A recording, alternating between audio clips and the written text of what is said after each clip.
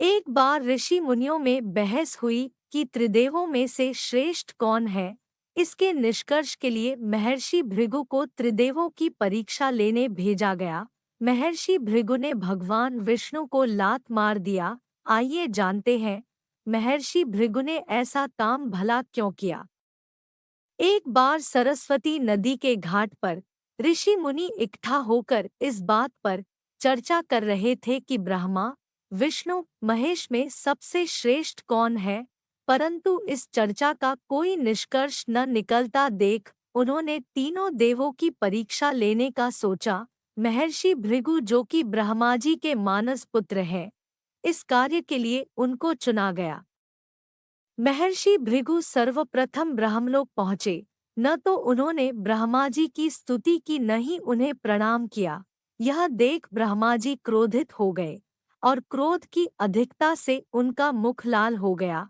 परंतु यह सोचकर कि भृगु जी उन्हीं के पुत्र हैं, उन्होंने अपने क्रोध को अपने विवेक से दबा लिया। वहां से महर्षि भृगु ने कैलाश की ओर प्रस्थान किया।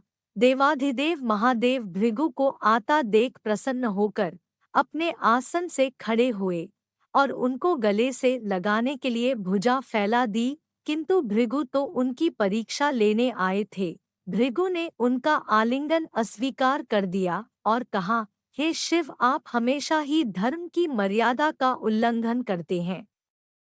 दुष्ट पापियों को आप तो सुलभता से वरदान दे देते हैं, परंतु उसके बाद वो पूरी सृष्टि को परेशान कर देते हैं। इसलिए मैं आपका आलिंगन कदापि नहीं करूंगा। उनकी बात सुनकर भगवान शिव क्रोध से तिलमिला उठे।